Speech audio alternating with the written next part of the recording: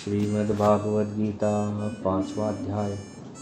श्री अर्जुन बोले, हे कृष्ण, तुमने पहले कर्मों का त्याग करने को कहा, फिर कर्म की प्रशंसा करते हो। इन दोनों में जो अधिक हितकार है वह एक बात निश्चय करके बतलाओ। श्री कृष्ण बोले, कर्मों का त्याग और कर्मों का करना ये दोनों ही मोक्ष देने वाले हैं, परंतु इन दोनों में से कर्म त्याग से कर्मयोग हितकार है। जो किसी से द्वेष नहीं रखता, न किसी पदार्थ की इच्छा करता है, वह सन्यासी है। ऐसा पुरुष संसार के बंधनों से छूट जाता है।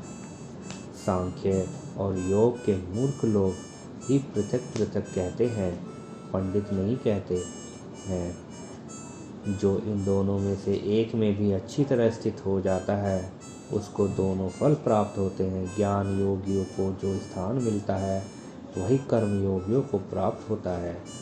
ज्ञान योग और कर्म योग एक ही है। कर्म योग के बिना संन्यास को प्राप्त होना दुस्तर है। कर्म करने वाले मुनिजन को ब्रह्म प्राप्त होने में विलंब नहीं लगता।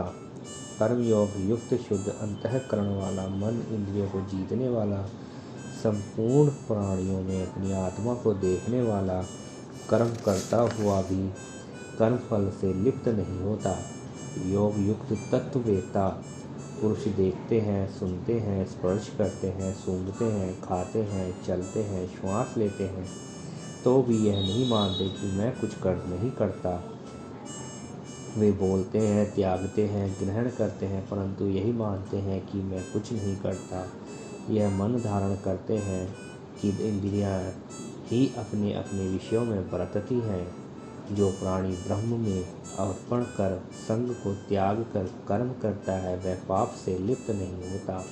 जैसे कमल पत्र पर जल नहीं ठहरता, योगी जन शरीर से, मन से, बुद्धि से और इंद्रियों की आसक्ति से रहित होकर आत्मा शुद्धि के निमित्त कर्म करते हैं। योग युक्त पुरुष कर्म फल त्याग कर मोक्ष रूप शांति को लाभ करता है, और जो योग रहित है वह कर्म की इच्छा के बंधन में पड़ जाता है। सब कार्यों को मन से त्याग कर प्राणी इस मन द्वारा इंद्रियों को देह रूपी पूरी में न कुछ करता है और न करता हुआ आनंद पूर्वक रहता है। परमेश्वर किसी कर्म में प्रवृत्त नहीं करता, कर्म और कर्म फल को उत्पन्न नहीं करता। ये सब प्रवृत्ति द्वारा होते रहते हैं। परमेश्वर किसी के पुण्य और पाप को नहीं लेता। ज्ञान जो अज्ञान से आच्छादित है, उससे जीव मोह को प्राप्त हो जाते हैं, परंतु आत्म ज्ञान के द्वारा जिनका ज्ञान नष्ट हो गया है, उनका वह आत्म ज्ञान परमेश्वर के रूप को ऐसी भाषित करता है जिस प्रकार सूर्य संपूर्ण संसार को प्रकाशित कर देता है। उसी परमात्मा में जिसकी बुद्धि स्थिर है और उसी में मन लगाते हैं, उसी में निष्ठा रखते हैं और जो सदा उसी के ध्यान में लगे हैं, ज्ञान द्वारा जिनके सब पाप नष्ट हो गए हैं, वे इस संसार में जन्मते नहीं। विद्या और विनय से संपन्न ब्राह्मण में, गाय में, कुत्तों में, चांडाल में पंडित जन की दृष्टि समान रहती है। जिसके मन में इस तरह की समानता उत्पन्न हो गई है, उन्होंने इस लोक में जन्म मरण रूप संसार को जीत लिया है, क्योंकि ब्रह्म निर्दोष और सर्वत्र समान है, इसीलिए वे ब्रह्म को प्राप्त हो जाते हैं। जो प्रिय पदार्थ पाकर प्रसन्न और अप्रिय को पाकर खिन्न नहीं होते, ऐसे स्थिर वाले बुद्धि मोह रहित ब्रह्मवेदा को ब्रह्म स्थिर जानो। बाहरी पदार्थ में जो चित्त को आसक्त नहीं होने देता, वही आत्म सुख का अनुभव करता है और ब्रह्म में अंतःकरण को मिला अक्षय सुख मोक्ष प्राप्त करता है। वे इंद्रियों के स्पर्श से जो भोग देते हैं, वे वस्तुतः दुखदायी होते हैं। उनका आदि में भी है और अंत भी है। हे कौन्तेय, ज्ञानी लोग ऐसे भोगों में रत नहीं होते।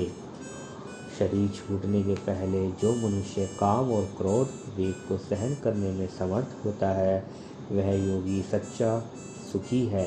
जो योगी आत्म सुख में सुखी और अंतरात्मा के आनंद से आनंदित और अंतर ज्योति से ही प्रकाशित है, वह ब्रह्म रूप होकर ब्रह्म निर्वाण मोक्ष को प्राप्त होता है। पाप जिसके नष्ट हो गए हैं, कुबुद्धि दूर हो गई है, मन को जिन्होंने वश में कर लिया है, जीव मात्र का जो हित चाहते हैं, ऐसे योगी को ब्रह्म निर्वाण प्राप्त होता है। काम और क्रोध जिनमें नहीं है, मन के वेग को जिसने रोक लिया है, ऐसे आत्मज्ञानी योगियों को ब्रह्म निर्वाण सहज ही प्राप्त होता है। बाहरी पदार्थों के संयोग से अलग रहकर दोनों भौहों के बीच में दृष्टि लगाकर नासिका के भीतर चलने वाले प्राण अपान वायु को सम करके इंद्रियों और मन बुद्धि को वश में करके इच्छा, भय और क्रोध को त्याग मोक्ष की इच्छा करने वाले योगी जीवन मुक्त हैं, जो मुझको सब यज्ञों और तपों को भोगता, संपूर्ण लोकों का स्वामी और सब प्राणियों का मित्र जानते हैं, उन्हीं को शांति प्राप्त होती है। ओम नमो भगवते वासुदेवाय। इति श्रीमद्भगवद्गीता सुपनिषद सुब्रह्म विद्या योग शास्त्रे श्रीकृष्ण अर्जुन संवादे संन्यास योगो नाम पंचमो अध्याय। ओम नमो भगवते वासुदेवाय। श्रीमद्भगवद्गीता 5वें अध्याय का महात्म्य। श्री भगवान जी बोले, हे लक्ष्मी, 5वां अध्याय का महात्म्य सुनो। एक ब्राह्मण पिंगल नाम का अपने धर्म से भ्रष्ट हुआ। वह कुसंग में बैठा मच्छी मांस खावे, मदिरा पान करे, जुआ खेले। दैव योग से वह पिंगल एक राजा के यहाँ नौकर हो गया। राजा के पास और लोगों की चुगलियाँ किया करे। जब बहुत दिन बीते वह धनवंत हो गया, तब उसने अपना विवाह कर लिया, परंतु स्त्री व्यभिचारिणी आई। वह स्त्री को मारता। उसी स्त्री ने दुखी होकर अपने पति को विष दे दिया। वह ब्राह्मण मर गया।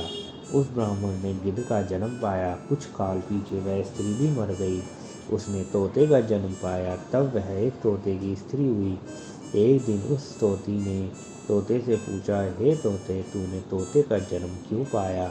तोता बोला, हे तोती, मैं अपने पिछले जन्म की कथा सुनाता हूँ। मैं पिछले जन्म में ब्राह्मण था, अपने गुरु की बात नहीं मानता था। मुझको गुरु जी ने श्राप दिया और कहा, जा तू तोते का जन्म पावे। इस कारण तोते का जन्म पाया। अब तू कह, किस कारण से तोती हुई? उसने कहा, मैं पिछले जन्म में ब्राह्मणी थी। एक दिन मैंने पति को विष दे दिया और वह मर गया। तोते ने कहा, तू बुरी है जिसने अपने पति को विष दिया। एक दिन वह तोती वन में बैठी थी, वहाँ गिद्ध आया। तोती को उस गिद्ध ने पहचाना। वह गिद्ध तोती को मारने चला। आगे आगे तोती, पीछे पीछे गिद्ध। जाते जाते तोती एक शुनशान भूमि में थक कर गिर पड़ी।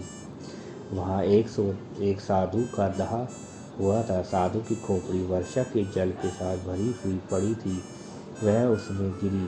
इतने में गिद्ध आया और तोती को मारने लगा। उस खोपड़ी के जल के साथ उसकी देह धोई गई और दोनों आपस में लड़ते लड़ते मर गए और अधमदेही से छूटकर देवदेही पाई और विमान आए, जिन पर बैठकर दोनों बैकुंठ को गए। वह खोपड़ी एक साधु की थी जो गीता जी के 5वें अध्याय का पाठ करता था। एक परम पवित्र था। वह परम पवित्र था। उसके जल से दोनों पवित्र हो गए। जो प्राणी श्री गंगा जी का स्नान करके श्री गीता जी का पाठ करते हैं, बैकुंठ को जाते हैं। ओम नमो भगवते वासुदेवाय।